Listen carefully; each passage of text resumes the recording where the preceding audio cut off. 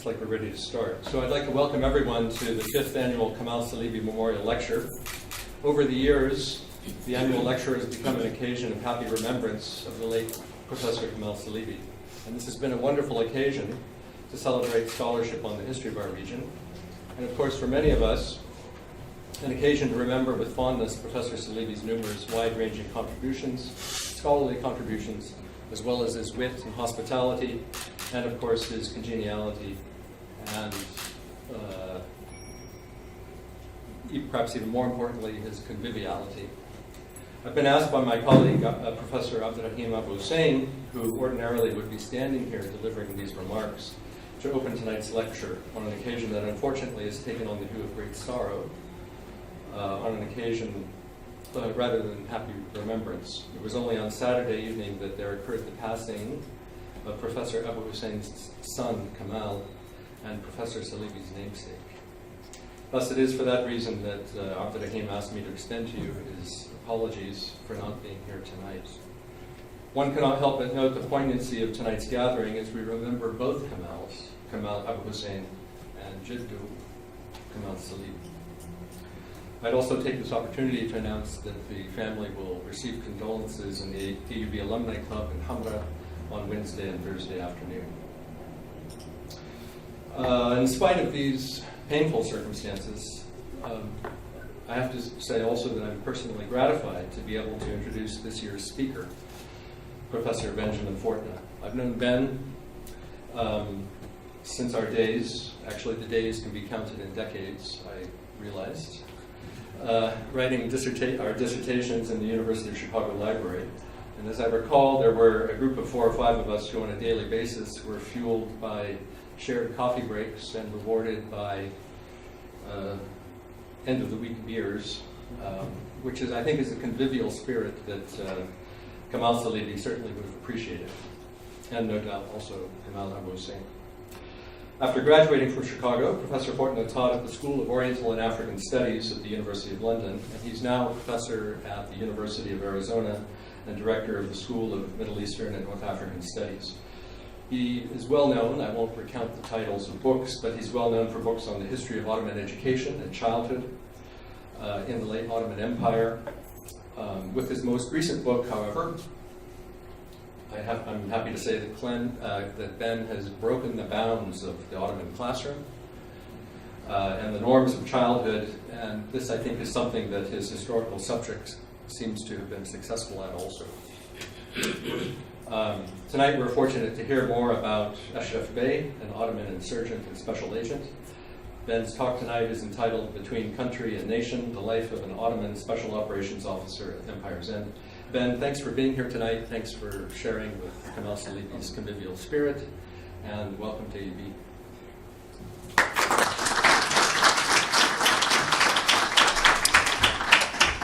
Thank you very much, John. That was an extremely gracious introduction, and it means a lot coming from you, and it's an absolute pleasure for me to be here with you and with all of you.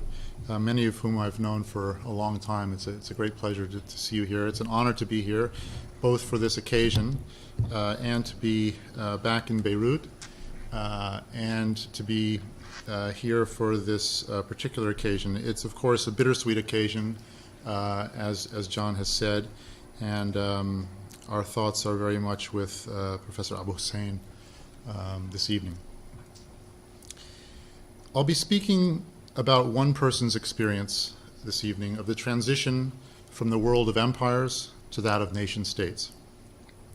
It's a story of a controversial figure in the late Ottoman Empire who eventually went into exile in Greece and Egypt before returning to Turkey, a country he didn't know, as an old man. His is only one experience, and a single life story, no matter how representative, is only that. One individual biography. This case, as I hope you will soon see, was hardly representative of the general experience of the millions of people in the Middle East during the transition from the Ottoman Empire to the post-Ottoman era. And yet, in this life story, we can see some of the broader issues that are encapsulated in the title I've given this talk, which draws on a quotation from Professor Salibi.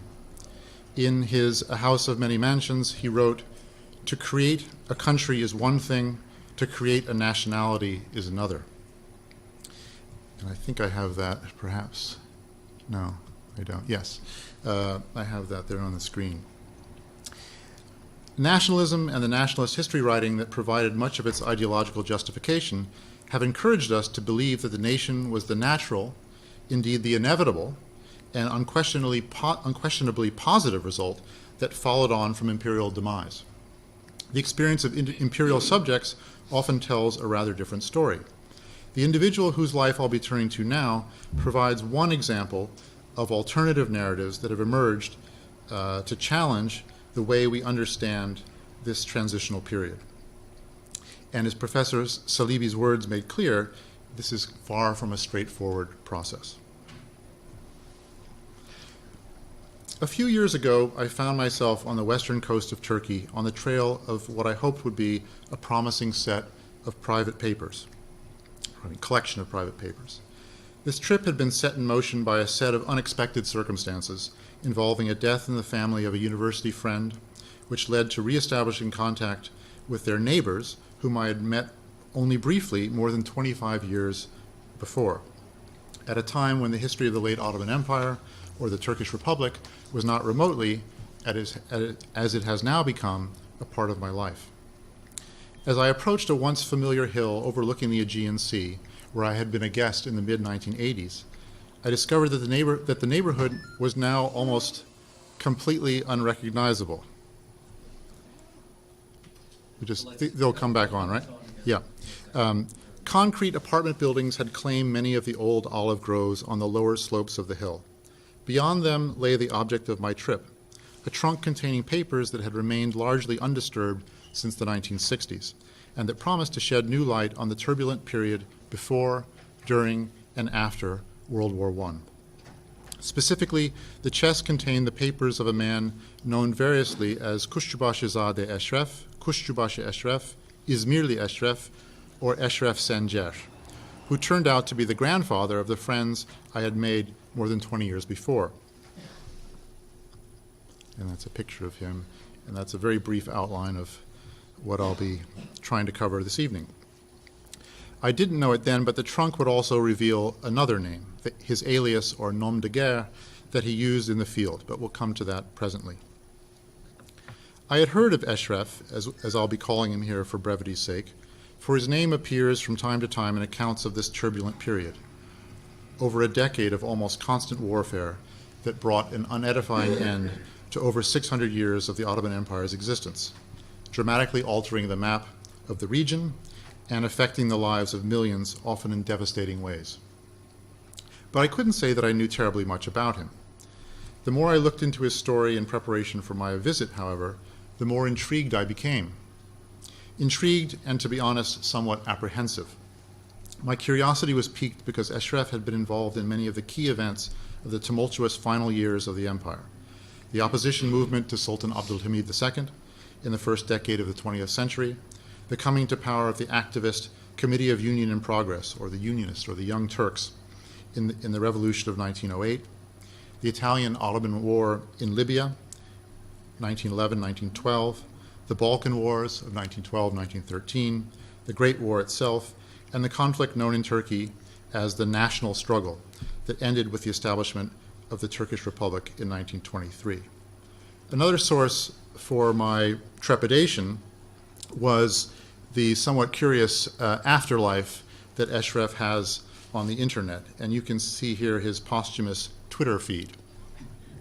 We'll maybe come to that a little bit later on. He has, let's say, there's quite a divided opinion as to him as an individual and to his role as a historical actor. So the prospect of reading some as yet unseen papers was tantalizing. It is perhaps, as I was just discussing with Professor Derengil, perhaps every historian's dream to explore an unknown cache of sources with the potential to change the way we look at the past. Or perhaps I had simply spent too much time pursuing what one colleague called the dry delights of social and institutional history. My previous work on the history of education and the history of learning had been intellectually rewarding, at least for me, but as my nearest and dearest were very quick to point out, the almost total absence of action or even basic narrative plot in much of that writing might just have failed to capture the interest of the educated general reader, much less my own kin. Thus, the chance to take up the lively career of Ashraf presented a welcome change of pace, if only to appease my domestic critics. But then I began to wonder if, the old adage about be careful what you ask for. As I got closer to the trunk, indeed, my apprehensions grew. First, I had to convince Ashraf's descendants to allow me to look at the papers, almost all of which were unreadable to them, being in the old Ottoman script. This they quickly and very kindly granted, despite their nervousness about Ashraf's decidedly checkered reputation in Turkey. The second reason for my apprehension was the fact that Ashraf was, and still is, a controversial figure in Turkey.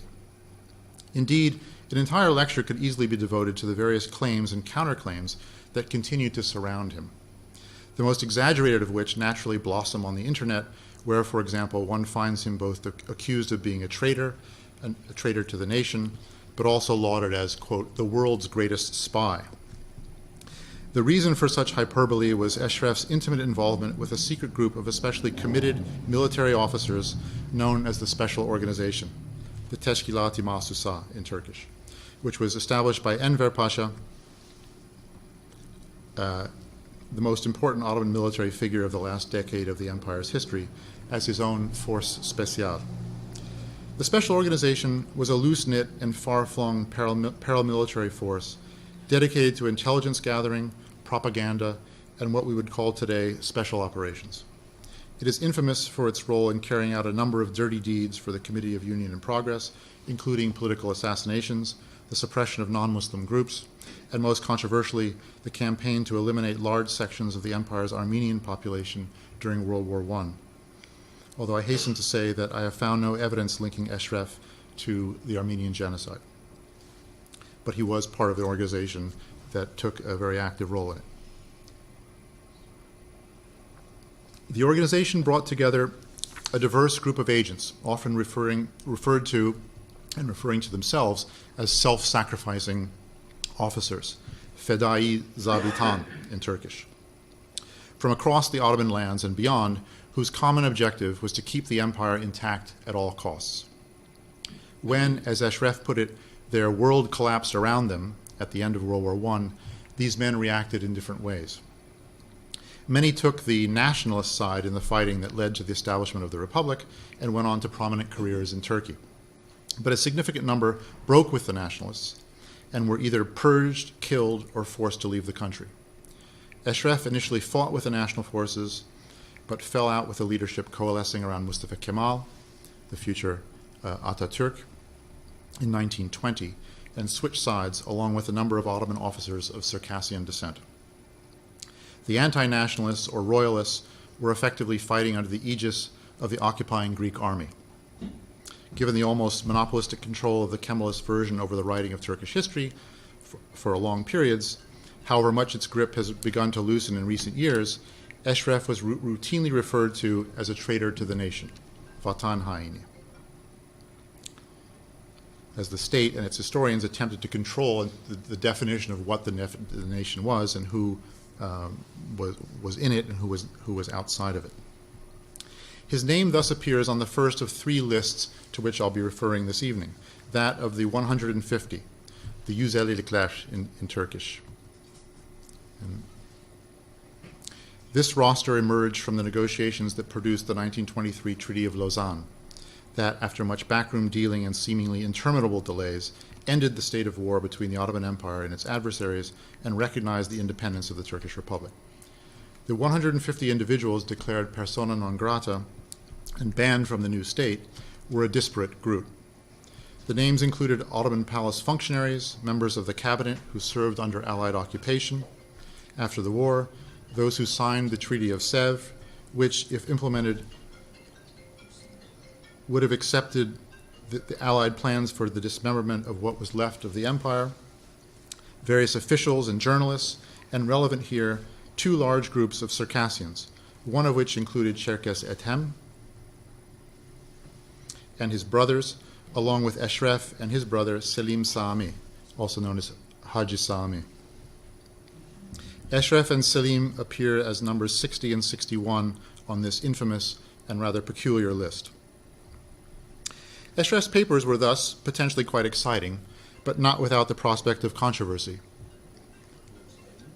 I must admit that there were times when I wondered if I weren't mad to show an interest in such a case. Sometimes I still do. But as I began to look through the trunk, and here was the object of my trip, two things became readily apparent. One, the material was both plentiful and captivating, but two, less hopefully, its haphazard arrangement perhaps accurately reflected the peripatetic and multi-episodic nature of Ashraf's career. In other words, I was in for a potentially fascinating but seemingly long and bumpy trip. Back then, when I started working on the papers, I began to grope for a way to tell this story, as a way of shedding light on the larger history of the collapse of the Ottoman Empire. I stumbled on this quotation, which seemed apt. This is from a book I really can very strongly recommend, Willard Sutherland's The Baron's Cloak. And he wrote, "The personal experience of empire has much to tell us about the bigger picture. Surveying empires from the great vantage of policies, structures, or ideologies, as historians usually do, we perceive one set of truths. But stepping into the shoes of imperial people, we see another." So this is what I was trying to do, to try to step into the shoes of Ashraf. What part of the problem was that his shoes covered a lot of territory over the years, and that made my job more interesting, let's say. So in what follows, I shall first attempt a brief overview of Ashraf's dramatic life story before turning to some examples of the sources that I found in his trunk.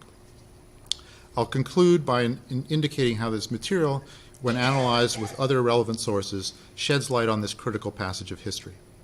This evening I'll pay a particular attention to Ashraf's penchant for exploring the line between insider and outsider. As he negotiated his controversial career, he seemed bent on pushing the limits of this line, as we'll see repeatedly. I'll be drawing your attention to a few documents, and in particular, a few more lists that were drawn up either by him or about him, and sometimes both, that speak to this liminal exploration of insider and outsider, inclusion and exclusion. At the outset, I should briefly consider the problematic nature of historical biography, a subfield that is often maligned or marginalized by professional historians, but one that strikes me as crucial to understanding a given passage of history. Many have warned against entering into its thicket. Some have labeled the task futile, thus Thackeray, or even impossible. Mark Twain cautioned that biographies are but the clothes and buttons of the man.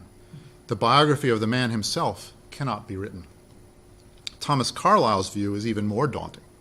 No sooner does a great man, and we can decide whether or not we think Ashraf was a great man, no sooner does a great man depart and leave his character as public property than a crowd of little men rushes towards it. There they are, gathered together, blinking up at it with such vision as they have, scanning it from afar, hovering around this way and that, each cunningly endeavoring by all arts to catch some reflex of it in the little mirror of himself. More recently, French sociologist Pierre Bourdieu warned against what he termed the biographical illusion, by which he meant that imposing a coherent life trajectory on the random, changing, and often contradictory traces of human behavior is bound to be deceptive. Others have been far more brutal in dismissing the genre. Stanley Fish called it minutiae without meaning, and others have referred to it as the bastard child of academe. And yet, biography has its undeniable temptations and its own set of advocates. Ralph Waldo Emerson famously wrote, there is properly no history, only biography." Although somewhat pessimistic about the mind's capacity to grasp abstract patterns, Emerson's dictum is doubtless sound in its appreciation of the importance of experiential historical knowledge. In a similar vein, Karl Marx wrote that history does nothing, possesses no enormous wealth, fights no battles. It is rather man, the real living man, who does everything, possesses, fights. It is not history, as it were, a person apart who uses men as a means to work out her purposes. History is nothing but the activity of men pursuing their purposes. Now, I make no pretense of trying to join this lofty and perhaps ultimately insoluble debate. I adopted instead an inelegant but I think pragmatic approach, namely to attempt not a complete biography of Ashraf, for I found that not entirely feasible, but rather an episodic biography, one that concentrates on the main periods of his activity, which is really no more than his fascinating but ultimately piecemeal sources permit. His story affords an opportunity, as Sunderland suggests, to gain a glimpse of the personal experience of empire and to step into the shoes of an imperial character. Attempting a simple synopsis of Ashraf's career is far from straightforward. Establishing even some basic facts of his life can be problematic, given both the general lack of accurate records from that time and the controversy that still surrounds his life in particular. Take, for example, even the year of his birth. The Wikipedia entry for his birth date is almost certainly wrong, probably off by a decade.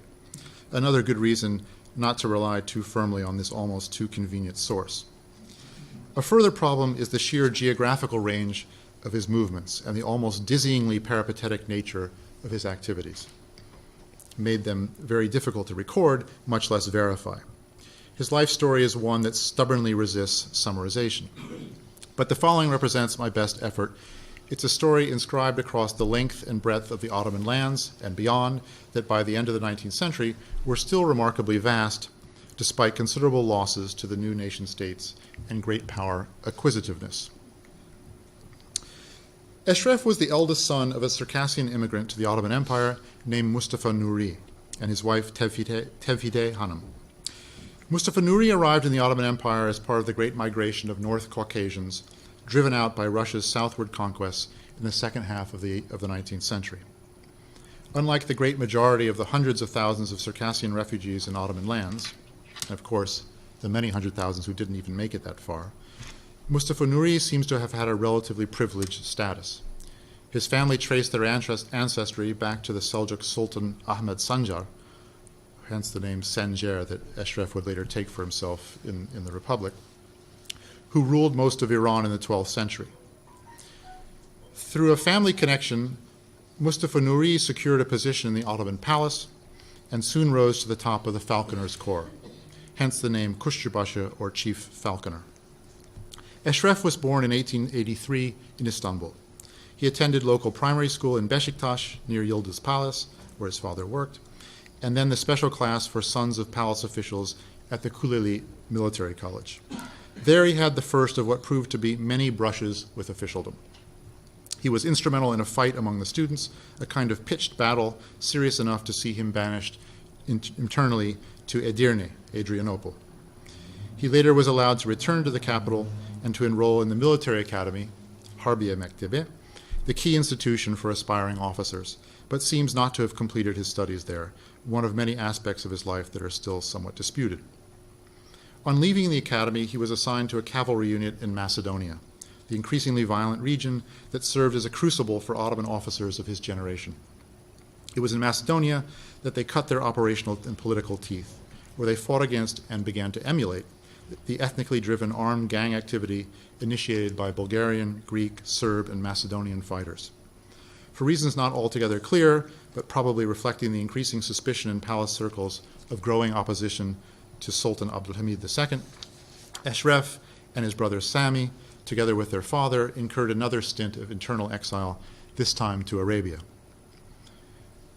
The remoteness of the Arabian deserts from Istanbul makes this following period from 1902 to 1907 much more difficult to trace. By his own account, Ashraf managed, among other events in a lively period, the following exploits: escaping from his imprisonment in the dungeon of the Ottoman fortress at Medina, taking to the interior and living among the tribes, forming a revolutionary organization, as he called it, others would call it a guerrilla band, with his brother Selim Sami, earning the nickname Sheikh of the Birds, Sheikh Tuyur, for his rapid attacks.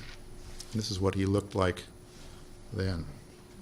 Kidnapping the son of the Ottoman commander of the Medina garrison from the parade ground in broad daylight, interfering with the annual Ottoman caravan delivering the Sultan's yearly gift to Mecca, and generally demonstrating his ability to disrupt Ottoman control of the distant but symbolically vital Ottoman territory in the Hejaz. Eventually, after many other episodes, including an attempt to link up with a movement that had formed to oust the Sultan in the capital, he was pardoned, re-imprisoned, and pardoned again. After the 1908 revolution, he and his brother were made officers of the gendarmes in Izmir. Poachers turned gamekeepers, they were called upon to perform such tasks as capturing the leader of the 1909 counter-revolution, Dervish Vahdeti, which they did in Izmir, suppressing local rebellions. Soon Eshref married the daughter of an Ottoman general who was prominent in CUP circles in Izmir. But he soon was tempted back to a life outside the law, becoming a brigand again with his fellow Circassian Ethem and his brothers. In what he later referred to as, quote, our weak, quite broken, and down-and-out days, the outlaws played a cat-and-mouse game with the gendarmerie forces to which they had themselves only recently belonged. Soon war would give them another chance at rehabilitation. In his early years, Eshref thus ticked all of the boxes for membership in the inner core of Ottoman officers who were determined to keep the empire together at all costs. As a Circassian Muslim with a first-rate military education, or at least part of one, field experience, personal connections, and a clearly headstrong personality, Eshref was a natural candidate for a role in the clandestine organization that Enver formed around him, first informally and then from 1913 constituted as the Special Organization. A very high share of its members were of non-Turkish ethnicity. Circassians like Eshref were disproportionately represented. With their reputation as warriors, their own languages, and their powerful networks, they were natural recruits for the military and paramilitary services. Crucially, perhaps, their radicalizing experience as refugees inclined them towards a maximalist and frequently violent form of Ottoman Muslim partisanship, which Ryan Gingeras has aptly referred to as killer patriotism. The first major opportunity for this group to act in concerted fashion came with the Italian invasion of Libya in 1911. Like his fellow self-sacrificing officers, Eshref made his way to Libya as soon as he heard of the Italian ultimatum and subsequent assault on the last remaining Ottoman territory in Africa. Young Unionist officers like Eshref had bridled when Ottoman territories had been lost under the previous regime. Now in power, they welcomed the chance to fight. Arriving in Egypt, Eshref set about organizing the passage of his fellow volunteers to Cyrenaica, or eastern Libya. And here he is seated second from the middle, right on the middle row. And this is a group of sort of we might call Muslim VIPs dressed up in disguise, or what passed as a disguise, as seminary students. But they included some important people, including Sheikh Saleh Tunisi, the Tunisian scholar, and some of the sons of Abdul Qadir al-Jazairi. Eventually, they made their way into Libya, and Eshref served under Enver at Darna, where he led a division and had a considerable success in repelling the Italian attempts to advance into the interior of the country. Now, this is, maybe I'm, sorry. Yeah, here he is with a captured Italian flag. And here are a few pictures of their Enver on the right of the three in front, and his father, and Sheikh Saleh here in the longer robe on the right.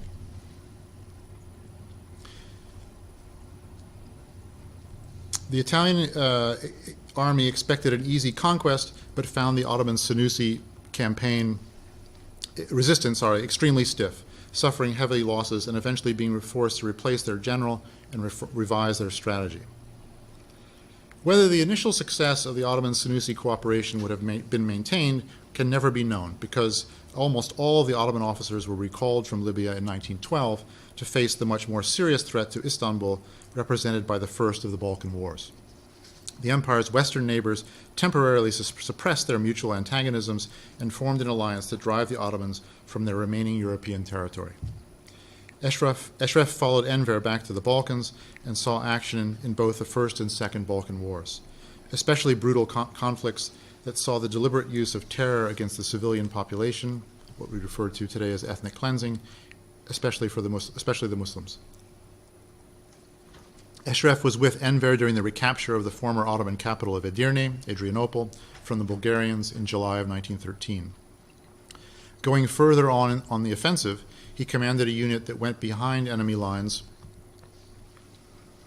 with orders to defend the Muslim population from further depredations.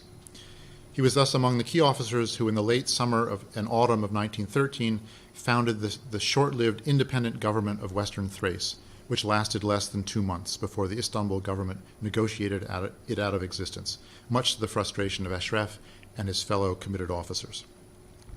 He served as the commander of the Republic's, mini-republic's, military forces, and his brother Selim Sami was inspector general. The mini-republic had its own flag, national anthem, and postage stamps.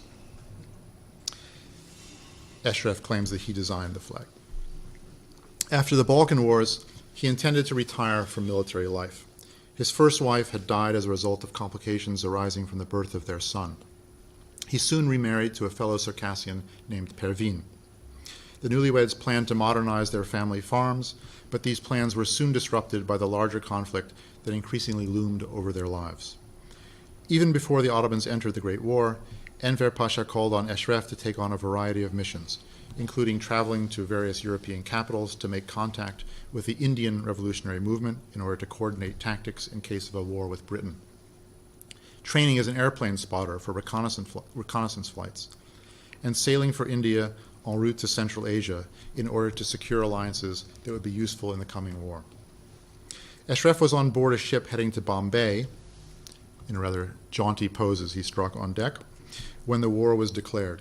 He received orders to disembark in the Gulf and return immediately to Istanbul.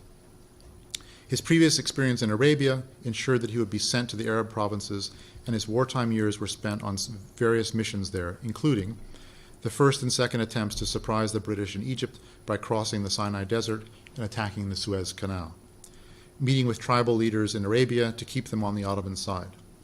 These were almost all successful, the one exception that proved the rule being that of Sharif Hussein in Mecca, a costly one for both Ashraf and the Ottomans, as it turned out, and tracking down evidence of what the Ottomans considered treasonous contact between Arab nationalist leaders in Syria and foreign powers, especially the French.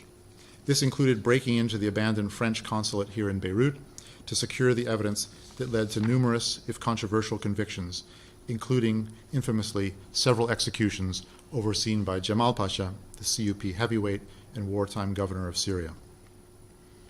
The United States, who had been responsible for safeguarding the French consulate after its staff left for Egypt when war broke out, registered its vigorous protestations in French, in the diplomatic language of the day, de la façon le plus énergique, but completely in vain.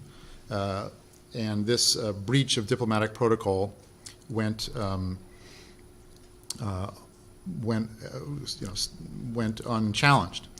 But at least, unlike another more recent consular crime, no one seems to have been physically dismembered in this case. Enver's next assignment for Ashraf was to deliver a shipment of gold to Ottoman forces in Yemen, who had been cut off by the Arab revolt, and it proved fateful. Here's some of the troops getting ready for the Sinai campaign. And this is Ashraf's hand-drawn, hand-painted map of the mission he was intended to take. If you can see that dotted red line there, that was the route that his mission was supposed to take. But they were distracted and caught at that spot where the red mark is here, at a place called Khaybar. After making their way into the interior of Arabia by various means of transport, Ashraf's detachment of 40 men was discovered by a large force under the command of Sharif Hussein, and in January 1917, during a ferocious battle at this place, Khaybar, site incidentally of one of the first successes of the early Muslims in the 7th century, Ashraf was badly wounded and taken prisoner. News of his capture was, as T.E. Lawrence records in 7 Pillars of Wisdom, celebrated by the forces of the Arab revolt, who saw it as a sign that the tide had turned in their favor. Ashraf's golden dagger was sent as a prize to Colonel Wilson, one of the key British agents behind the insurrection. Ashraf himself was seen as a bigger prize. Transferred to British custody in Cairo, he was subsequently interrogated and sent to the British prisoner of war camp on Malta, where he was forced to sit out the remainder of the war. This is a painting in his family's possession of the battle at Khaybar as he understood it, with the detail showing him here. I guess I don't know whether you can see him behind, to the right of the machine gun emplacement there, instructing the action. Ashraf seemed to always place himself at the very center of any activity. Let's see if I have a picture of him. Yes, here he is in the rigors of Malta prison camp. It was a very different place for officers than it was for enlisted men, to be sure.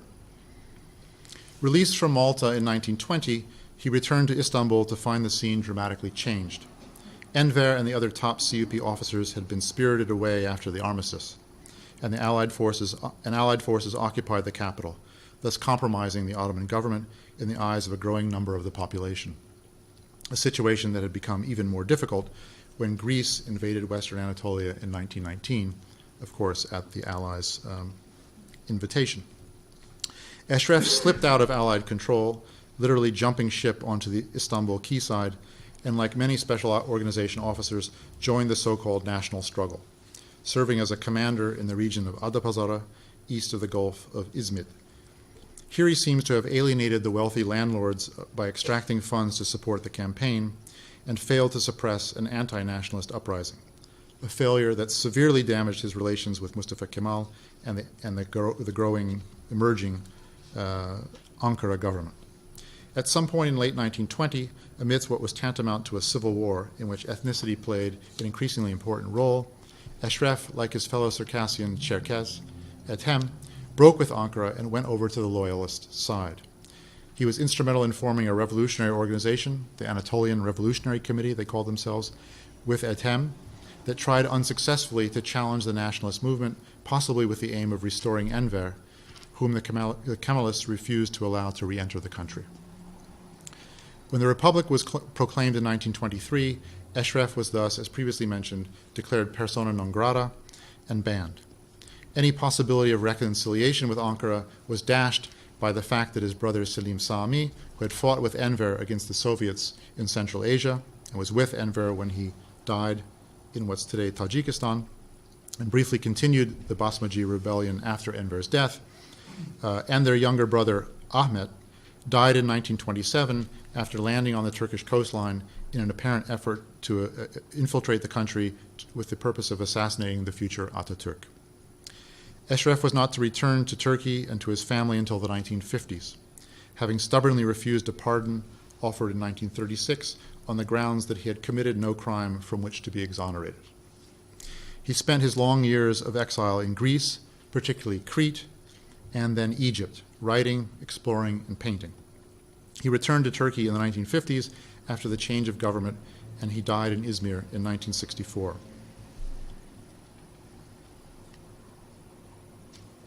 Ashraf's story is, in a sense, that of the end of the Ottoman Empire, but not as it is usually told. Beginning in the Balkans, where he first saw action, then in the Arab provinces, and then in the final struggle for Anatolia, his career epitomizes the geographical pattern described by the struggle to hold the empire together. I'd like now to turn to consider his trunk and what it offers the historical record. Its contents by turns augment and challenge the existing narrative. Particularly fascinating are accounts of some of the many episodes to which Ashraf was a witness.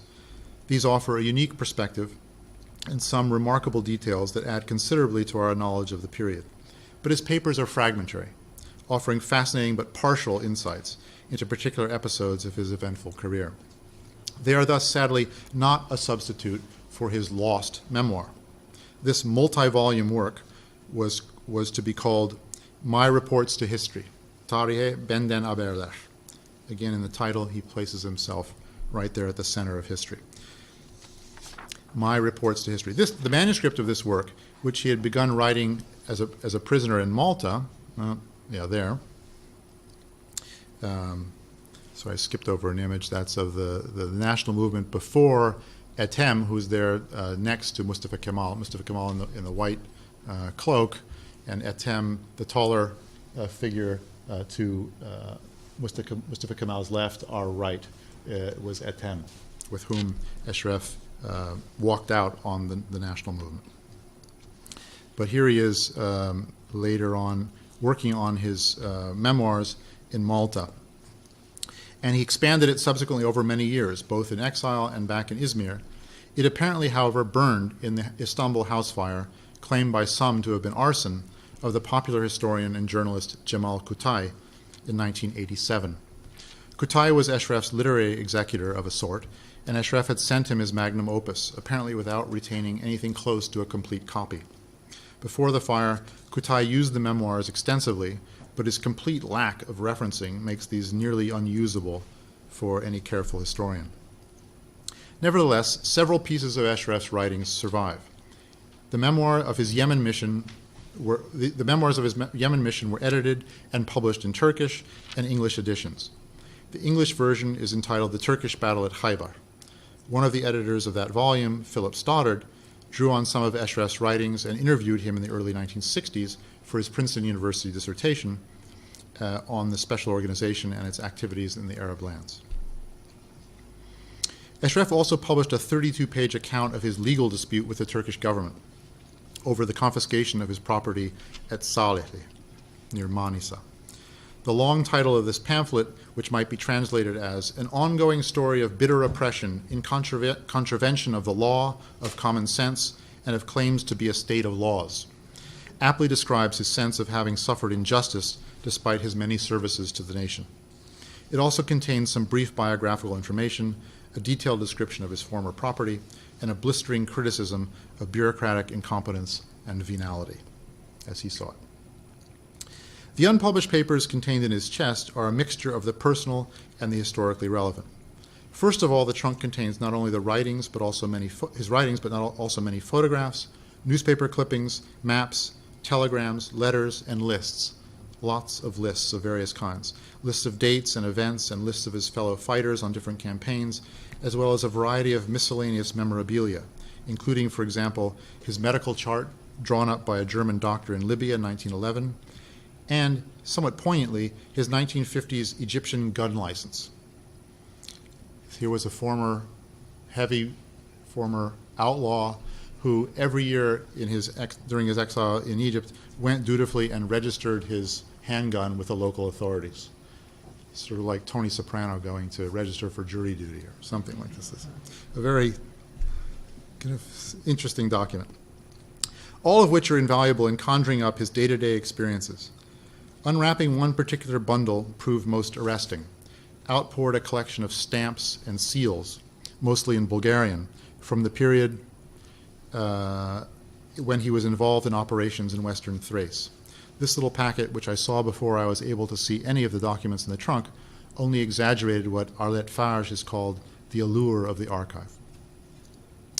Secondly, Ashraf's papers include remarkably vivid accounts of the various events in which he was personally involved, and biographical sketches of his principal comrades in arms. These last include Enver Pasha. His 4-page explanation of his bond to Enver is particularly revealing, especially for its description of Enver's religious observance and bravery on the battlefield, a very different account from the usual version, which depicts Enver as reckless and overzealous in his supposed pan-Turkic vision for the future. And such colorful characters as the CUP Gunyan Yakup Jamil, sort of the wildest of the wild men of this group, who apparently attempted a coup d'état and was shot by a firing squad. Former colleagues such as the Ottomans turned Arab nationalists Aziz Ali al-Misri and Nuria Said, who had defected to the Arab Revolt, T.E. Lawrence, and the Turkish Islamist poet Mehmet Akif, Cherkes Ethem, of course, and his brother Rashid, not to mention his own brother Sami.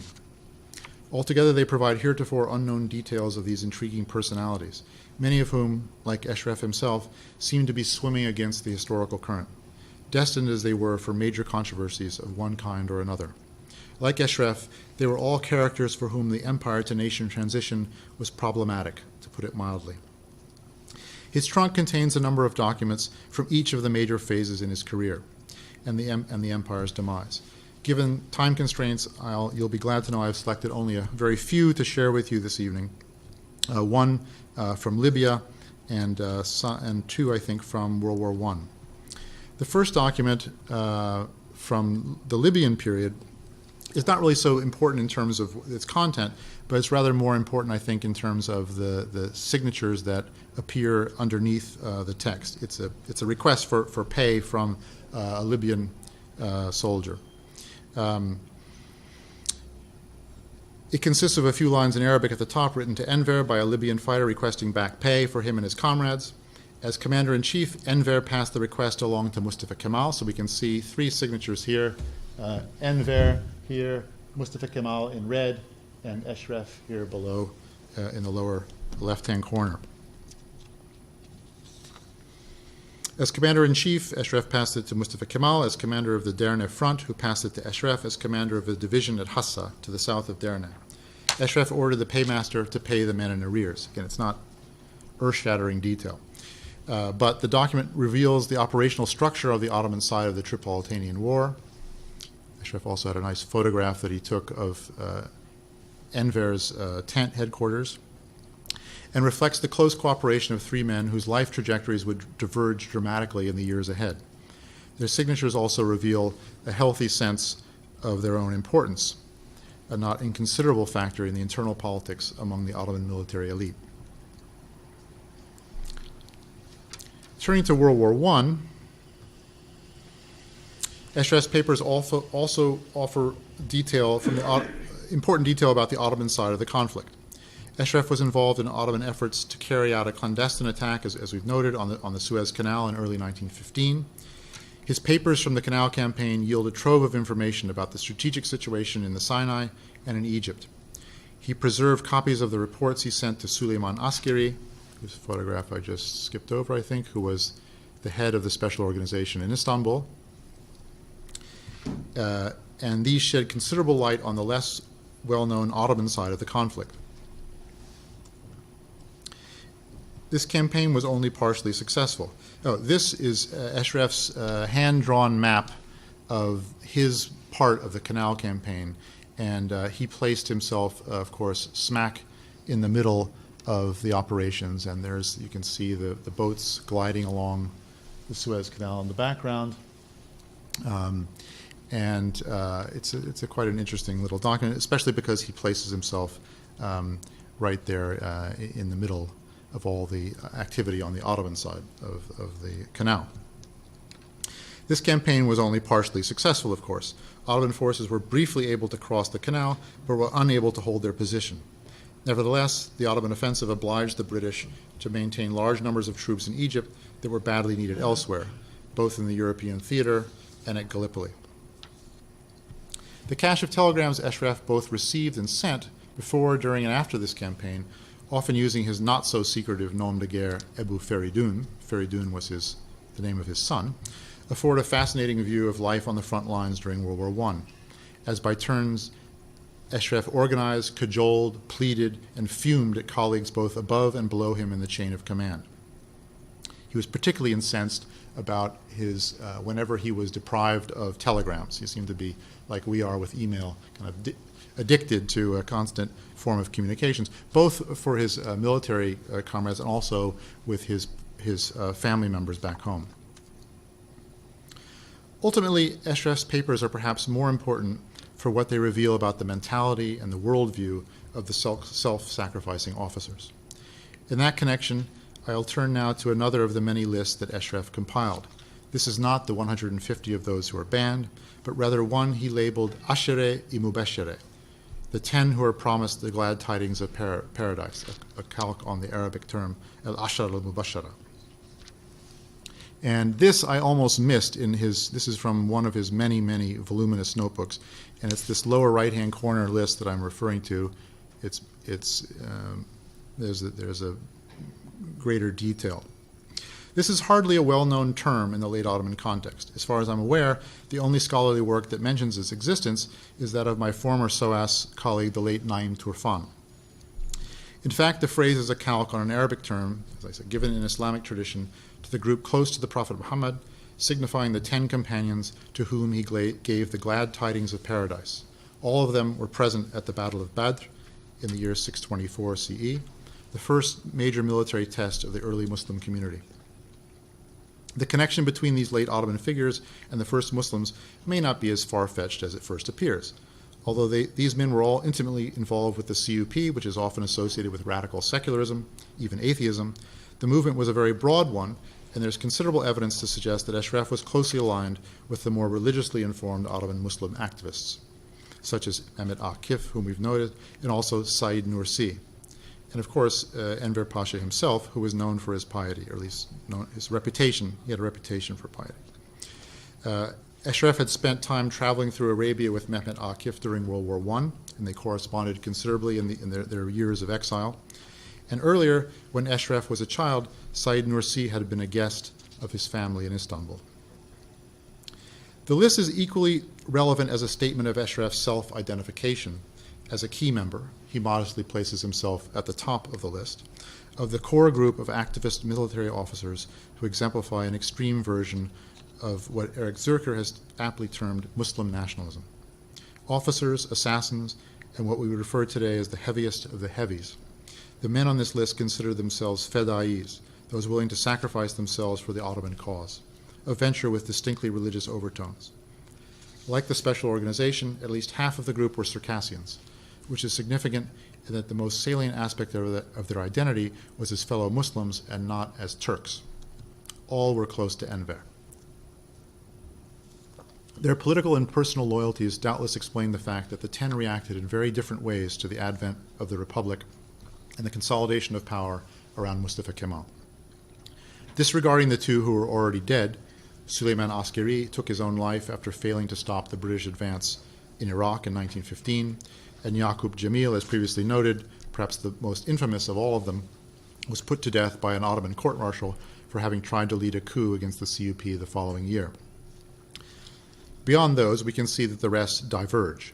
A few, such as Çanakkale'li Atif and İhsan Topçu, Eryavuz, as he was known in the Republic, numbers 6 and 8 respectively, went on to prominent positions in the Turkish state, with the former, once a CUP gunman, becoming an MP, and the latter heading the infamous independence tribunals, which eliminated opponents of Kemalist rule before serving as Minister of the Navy, where he was embroiled in the first major scandal of the Turkish Republic at ministerial level, the Yavuz Havuz kickback scandal in 1928.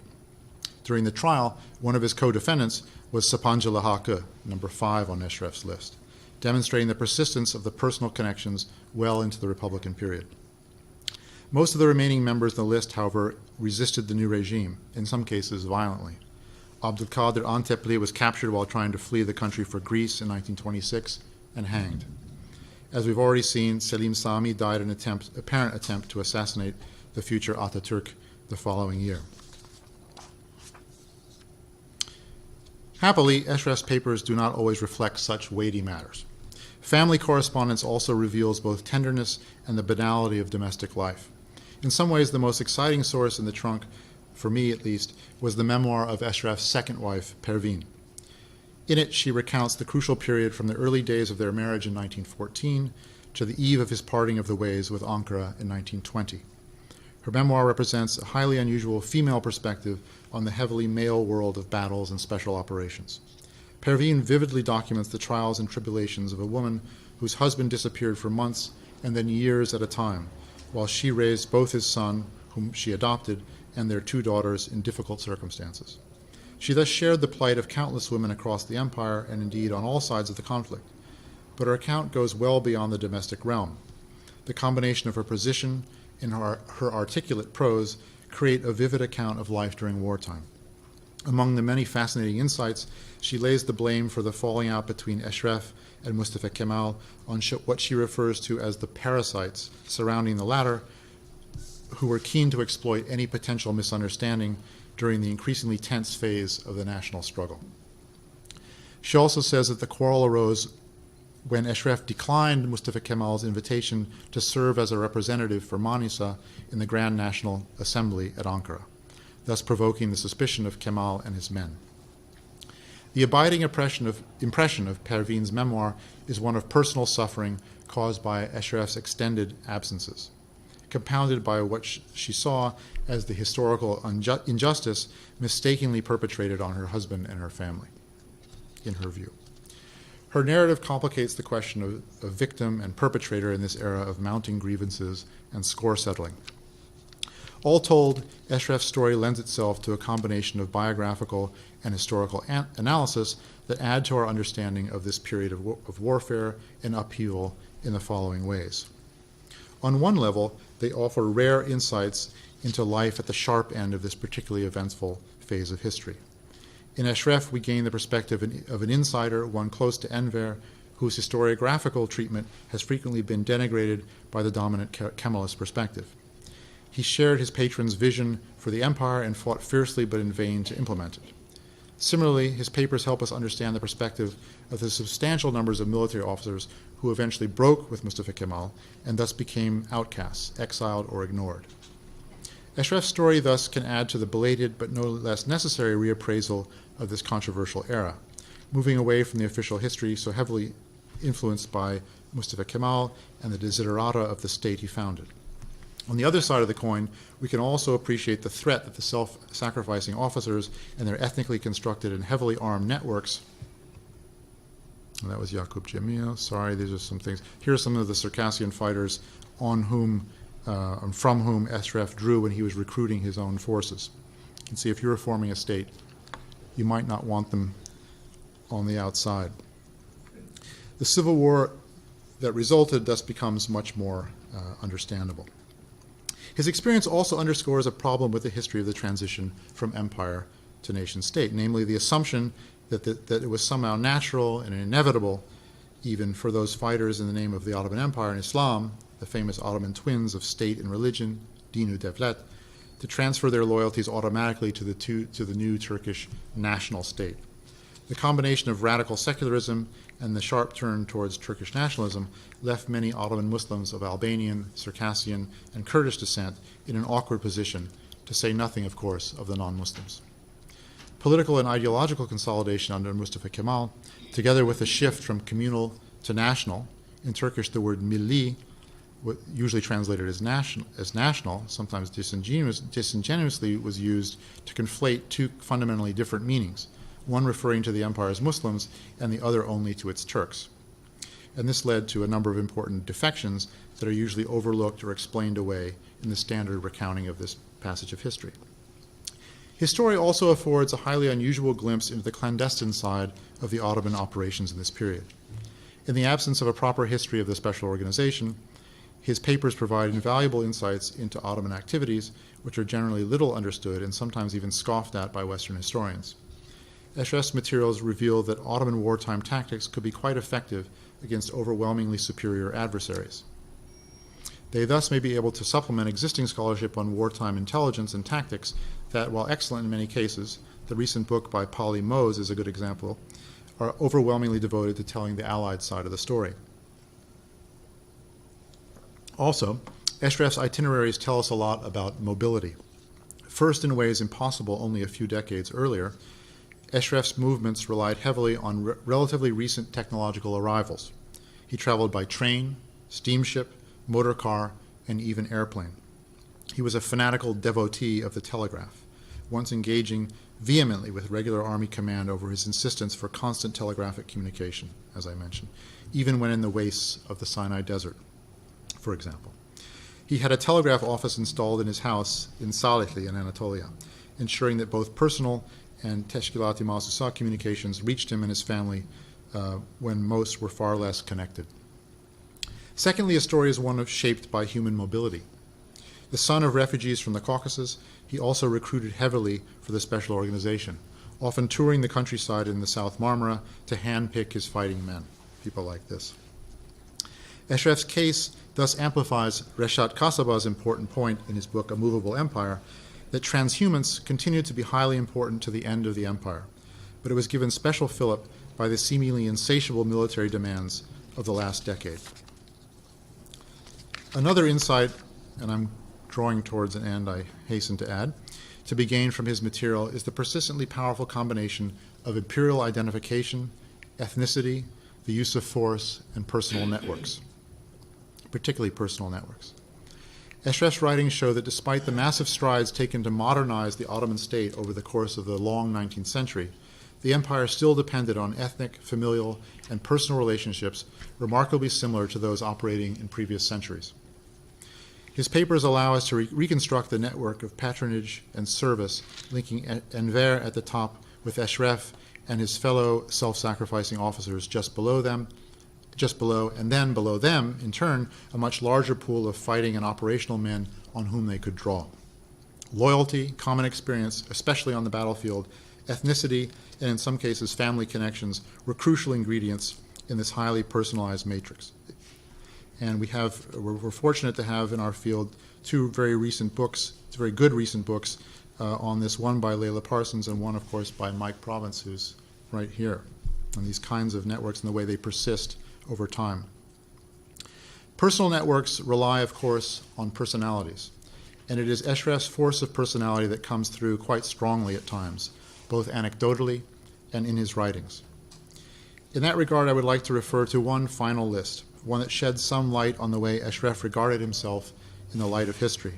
We've already seen signs that he positioned himself squarely on the historical stage, despite, or possibly rather because of, his marginalization. In the title of his ill-fated memoir, My Lessons for History, and the list of the 10 Promised Paradise. Let's now consider a table he wrote which tracks his changing signatures over the years. This document reveals his strong sense of historical consciousness. It seems specifically intended to help any future historian.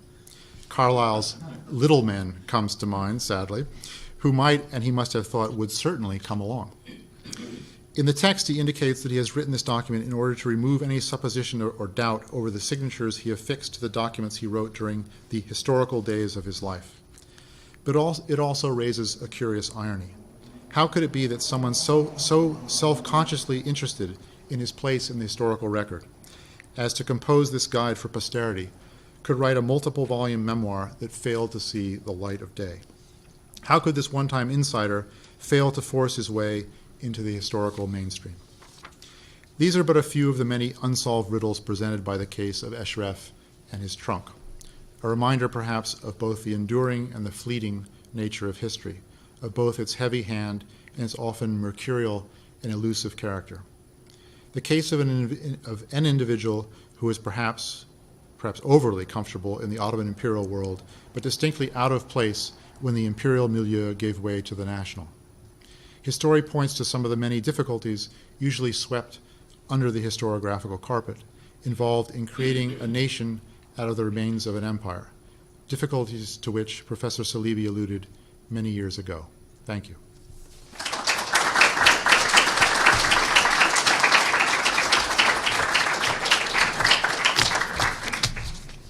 Thank you very much. Thanks, Ben. I think we have some time for questions. I should say that there will be a reception on the second floor terrace. After a while, I guess we'll move up there as soon as our speaker becomes parched. Got 2 bottles of water.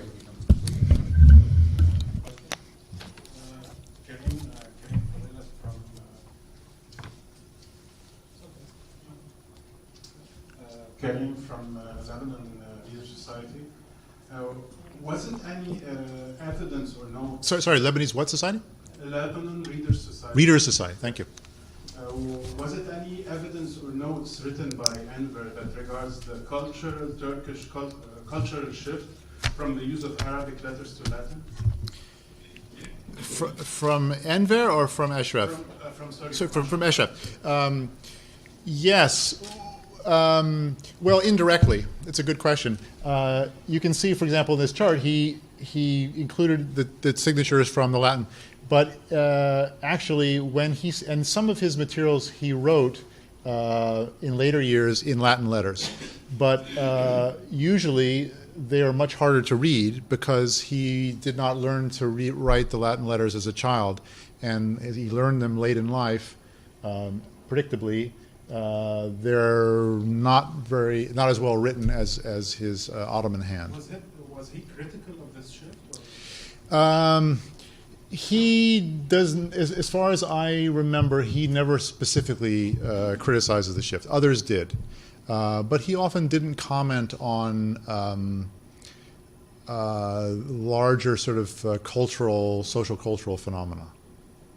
But he seems to have made his own peace with the Latin script. He practiced it. He wrote in it, not particularly fluidly, I would say. But he did not, it's interesting, he'd never commented on the shift himself. Others, of course, were vehemently opposed to it. Thank you.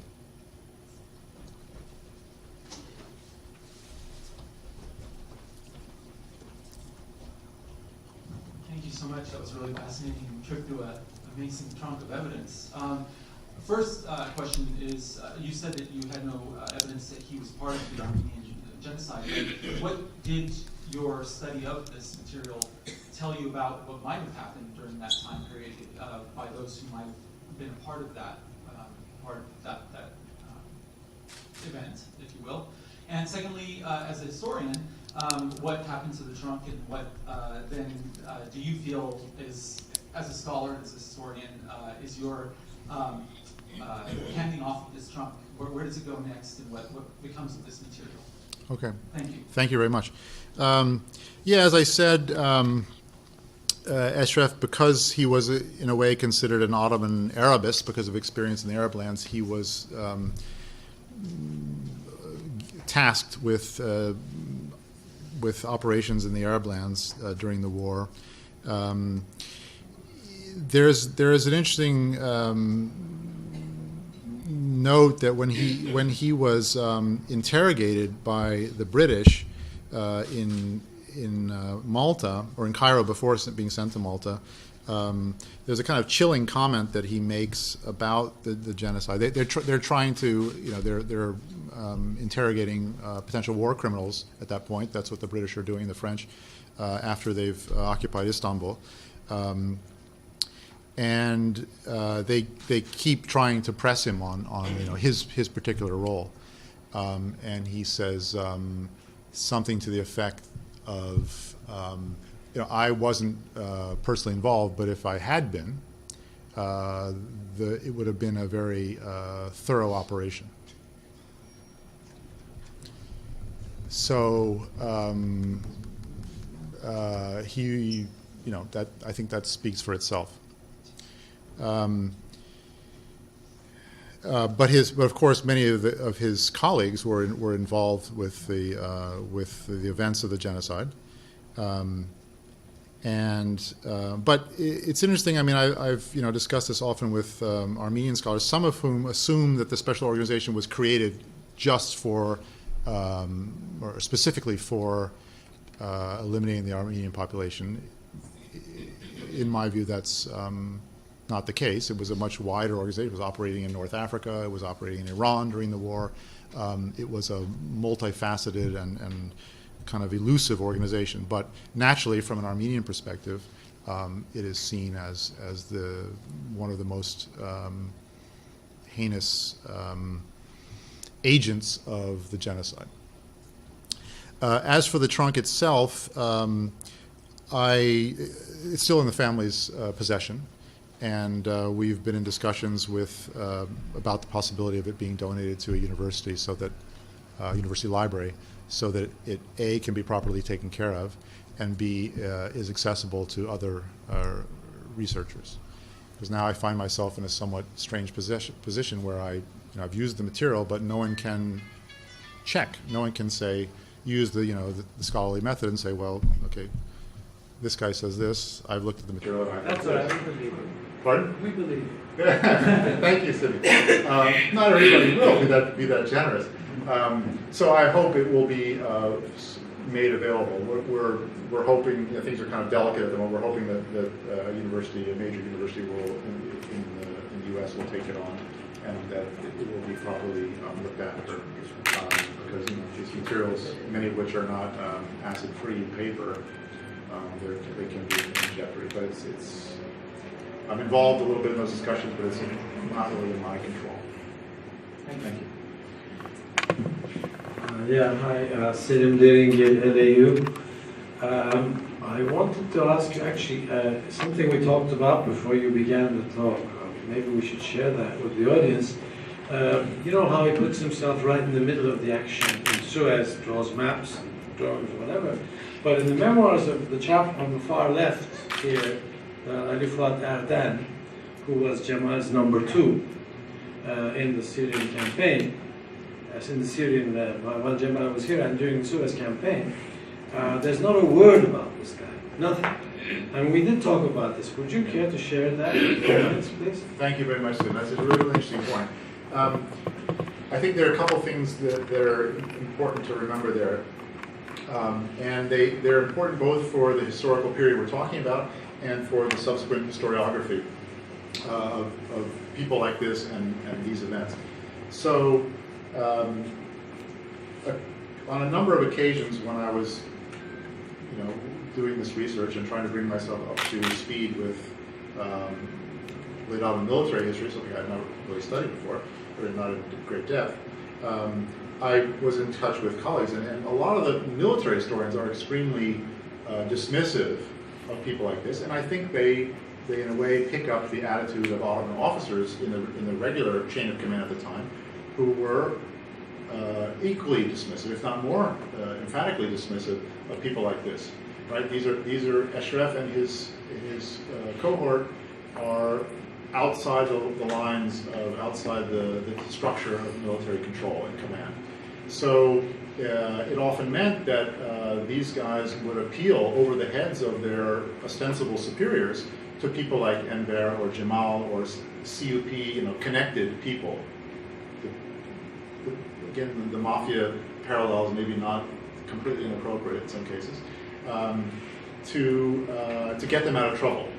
A lot of these guys had been in prison, they were sprung and got into trouble because they had personal connections. And that, of course, infuriated the regular military staff. In some cases, the regular military was ordered to accommodate them sort of as part of a wing or as part of a battalion or a detachment. But again, they had no control over these guys. And these guys often were sort of self-funding. They were extorting money from the population sometimes, or they were carrying off booty. They were not, so you could say there was a kind of trade-off, and they were not salaried. They could not expect future pensions from the military. They could not expect a normal promotion, right? Exactly. So that was the thing. A lot of the military historians will say, well, he can't really call an officer. He was only this. What was his actual rank? They're very focused on questions of rank. But for them, it didn't matter because they had the direct word of the guy upstairs. And so both at the time, there was a lot of antagonism on the part of the regular military towards people like this, these unofficial, off-the-books operations. And subsequently, the history seems to reflect that. So the official history doesn't include it. So I wouldn't be surprised sometimes that major figures writing their memoirs would either not include them at all or write disparagingly of them because they were. Just ignore them completely. Yeah.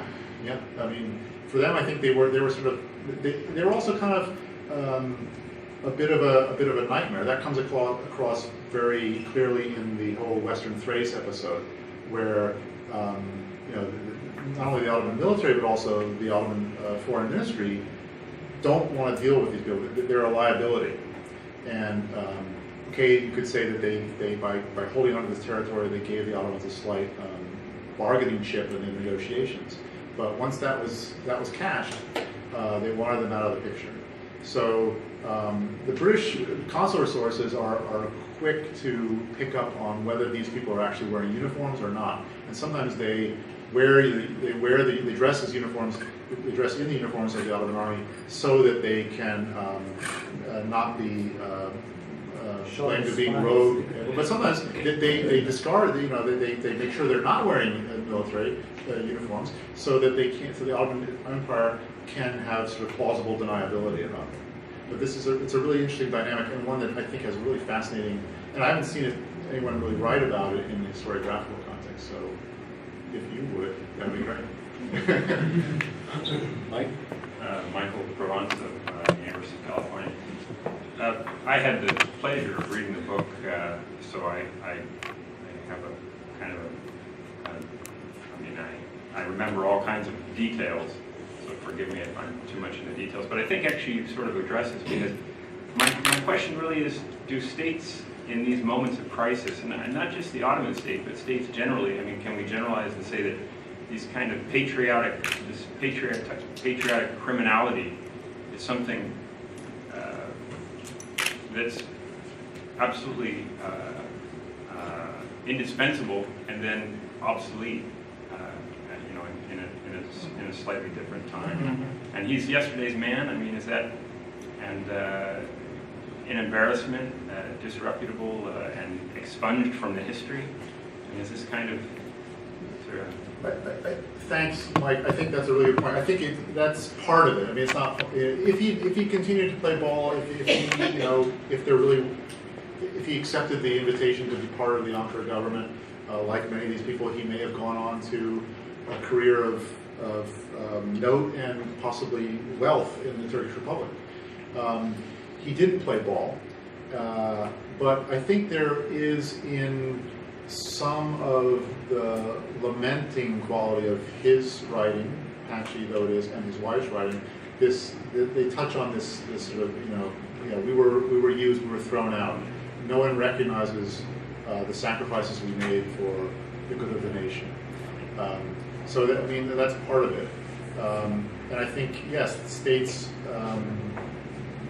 do sort of encourage this kind of behavior at certain points. I mean, the recruiting of these people into the security apparatus, of course, as it grew massively in the final decades of the empire, was in some ways necessary, in some ways maybe irresponsible, right? Because what was a long-term plan going to be for these people? I mean, Ottoman history is littered with the problems of trying to reincorporate troops in various eras who have been, on campaign and then don't, funnily enough, go easily back into civilian life.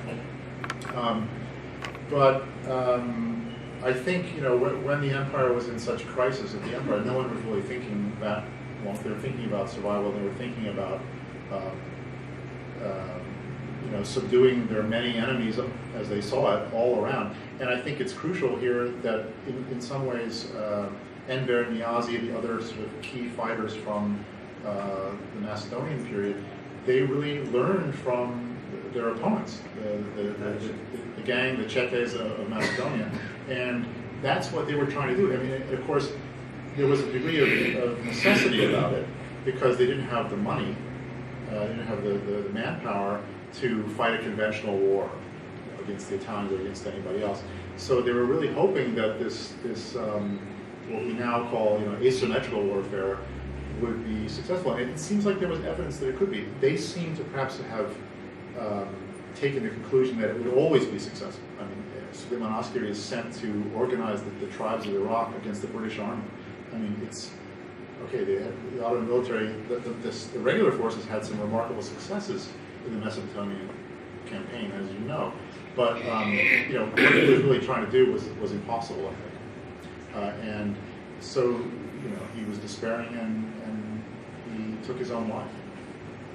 Okay, we'll take the last three questions back to back, and then we will conclude. Hi, I'm Josh Carney. I'm in Media Studies here at AAB. And you highlighted the importance of personal networks in your talk. I'm wondering, is there much evidence that Ashraf continued these personal networks? To what degree do these exist after his activities, and is there evidence of those in the materials you found in the trunk? Thank you. Thanks.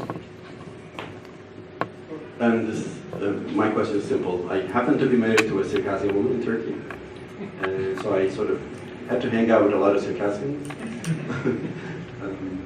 Also participate in their activities and associations and so on and so forth. When people found out that I was a historian, or I'm a historian, I would usually get questions about Ashraf and Ethem and his brother. No one would actually ask me anything about Kushchubashi, and he seems to be a critical figure for the period, right? For the period Ethem and his brother were active, right? In the movement. So the question I have. What does he make out of his Circassianness, I mean himself? Do we know anything? And relatedly, I mean, apart from what we know from Jamal Kutai's writings, where does he stand in terms of his distance to Turkish nationalism after 1920s? Thanks.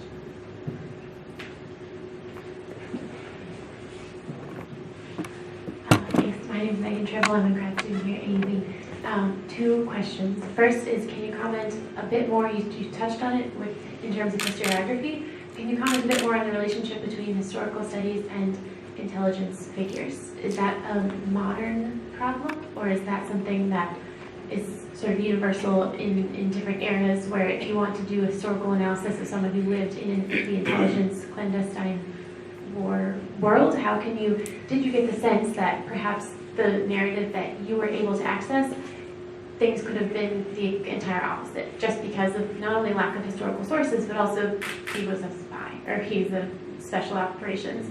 So just the general relationship between history and clandestine activities. And then also, you really teased us, I feel, when you commented on the point of view that you were able to access through the memoir of his wife. Is that an ongoing project? Are you going to continue and write more about that memoir? Is there enough there to sort of sink your teeth into to continue? Because that is really unique sounding. Thank you. So a trifecta to end, and some of those are double questions, so that's good. All right, let me try to cover these. I may need a little prompting, given the fact that I can't really read what I've written. The first question on personal networks and their persistence. Yeah, it's really interesting. So Ashraf is very interested in maintaining the relationships with his fellow combatants, you might say. And he does so. He carries out a lengthy correspondence. Part of the problem, of course, is that he outlives. I mean, he's probably he would be a kind of actuarial nightmare for any insurance company, because he really shouldn't have lived to a ripe old age, given his profession, given his combativeness, given his, even as an old, we were talking about this before, even as an old man, there are accounts of him getting into fistfights with much younger men on the streets, and that he felt slighted, and someone made fun of what he was wearing. Someone knocked into him with a construction plank, and he started, sort of, we would say today, wailing on the guy. Yeah, but he did live a long time, and by the end, when he came back to Turkey, he spent a lot of time traveling, went out to the east to meet with some of his Kurdish friends and colleagues.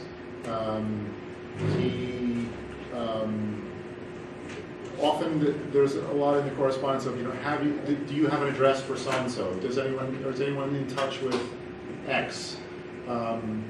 He kept up a correspondence with Mehmet Akif. Mehmet Akif, for those who don't know, is the usually referred to as an Islamist poet. He's the author of the Turkish National Anthem. Lived in exile in Egypt for a long time.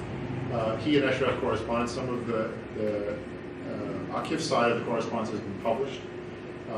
Ashraf's papers contain a lot of his side of it, so it'll be interesting to put those things together. There are also a lot of correspondence with his family, of course, over the years.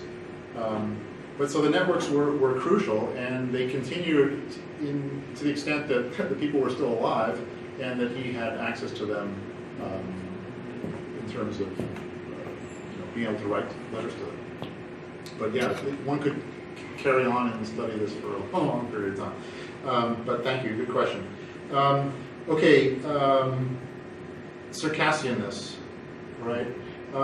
He never says that he feels himself to be a Circassian nationalist. In fact, he says at one point, I never was longing to go back to the Caucasus. He felt himself to be an Ottoman and an Ottoman. And he uses the term Turk, which is maybe elastic in this case.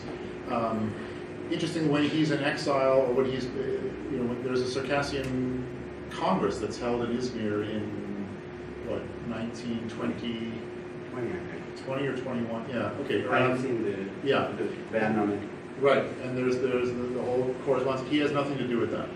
Now, it may be because he didn't consider himself a political actor. I mean, he liked to be, I think he thought of himself as being at the center of political activity, but he never really comes across as an ideologue or as a kind of political thinker. And whether that's the reason he didn't, or maybe he had no patience with that kind of chat. He was a man of action. I don't know. And that may also be why he wasn't interested in sitting in Parliament. And that's part of what he says is, you know, I'm a fighting man, what am I going to do in Parliament? So fish out of water, it's not going to work. But also, you know, he had this singular ability to not to do what he might have done to preserve his relations with the coming force of the Turkish Republic. And so in a way you could say he was either consistent or he was persistently stubborn to the point of making a lot of trouble for him and his family. The second aspect of that, Turkish nationalism, Kutay, Turkish nationalism. Yeah, I mean, Kutay is situated pretty strongly in sort of, you would say, on the right in Turkish historiographical terms. But also the Twitter that you showed. Yeah. Okay. That's of course not him. That's someone speaking for him. Right. I know. But then people attribute to him certain. Right. So and people, if you go on the web, you'll find all kinds of people claiming him as a sort of Turkish hero Monke, right? And he's the kind of, people say, oh, he's the Turkish Lawrence, he's the super spy, he's this and he's that. There's a romanticizing dimension to some of this, obviously. I think, you know, probably he would have thought that absurd. He doesn't show. It's interesting that some of these key people, Enver's aide de camp is another one, shows no interest in politics in the Republican period. So either they learn to keep their head down, or they realize that the change times have changed. I mean, he's allowed back into the country because of the change of government, right? So after the Republican People's Party loses the election in 1950, he's brought back, and of course some of the people who are CUP members are still prominent in that group, that political group. So it goes on, but he doesn't. It's clear that he doesn't try to engage politically in the Turkish Republic. He engages privately with his networks, with his former colleagues, but there's no real political acts that he grinds at that point. Personally, he writes a lot about how he's been mistreated and so on, but he doesn't get involved politically. Okay, so the last two questions on history and intelligence, and this sort of practical problem. Yes, it's a huge problem. And how do you write about things that happen outside the scope of history writing? And the sources are a big problem. So sometimes we only have, I try to cross-check wherever possible, but if the archives don't exist, if the papers don't exist, you can't get them. I got a lot of interesting material from the Turkish military archives, Atase. They're extremely helpful.